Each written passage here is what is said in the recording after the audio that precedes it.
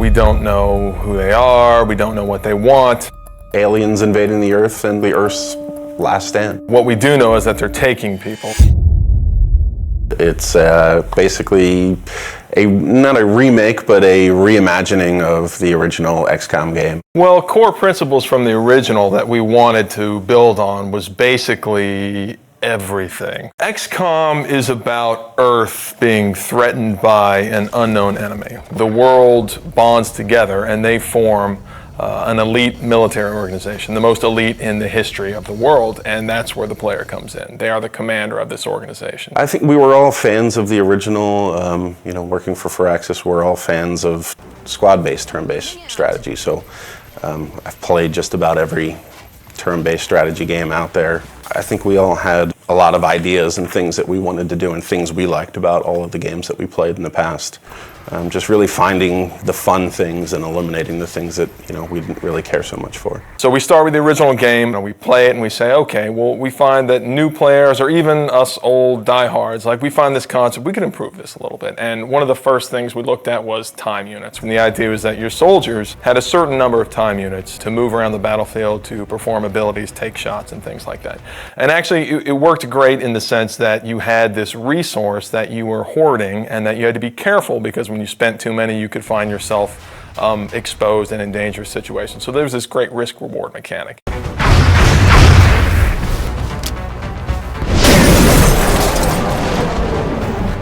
We said, okay, how can we simplify that and sort of free up all that headspace that takes up in the player's head? We sort of turned the time units into a simplified version where the player has a number of moves that they can perform per turn, and they can choose to move, they can choose to move and shoot, they can choose to move really far, and then based on different abilities their soldiers have, maybe they can use those abilities to do different things. But it still has that great risk-reward mechanic. Look, I need to run really far this time, but when you do that, you're always taking the cost that you're not going to be able to shoot, and then you're going to find yourself in a difficult tactical position.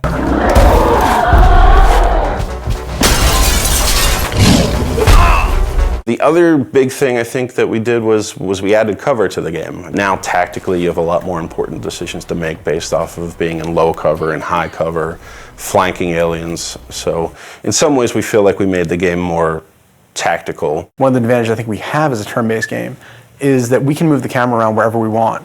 If you're making a game that has real-time response, players get really upset when you take control away from them. Well, we do that every other turn. There's been a very cinematic approach to the game that we're making now that wasn't available then, simply because we can move the camera around and take advantage of the fact that we have a 3D game. We're still leveraging the 3D and the tech that we have available now to make it a much more compelling experience, I think, visually, than they were able to do back then. The Glamcam was our way of kind of making a turn-based strategy game sexy. It was a way for us to take the camera and put it in the environment in a way that kind of got you out of the normal gameplay mode, but let you see things a little clearer and a little more up close and feel like you're a little more part of the action.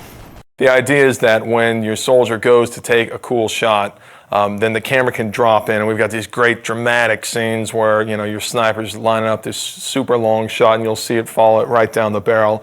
And what that does is it allows a little more of an intimate connection between you and your soldiers. And of course it increases the drama of the actual combat. And the Glamcam is a great way to do that. That's just one of the ways that we sort of get the camera down there so the player can sort of see combat from their soldier's perspective. The base was a really unique challenge for us to design. When we started on it, it was flat and more like a level in the game. And we really wanted to have base building, but we ran into some really difficult challenges on it being flat and working more like a level. And at a certain point, a couple of my guys had come in and they said, you know what, we keep talking about this as an ant farm. Why don't we make it like an ant farm? It is very much, the G.I. Joe base that the kid down the street had that you didn't have, that you got to play with every once in a while if you went to his house.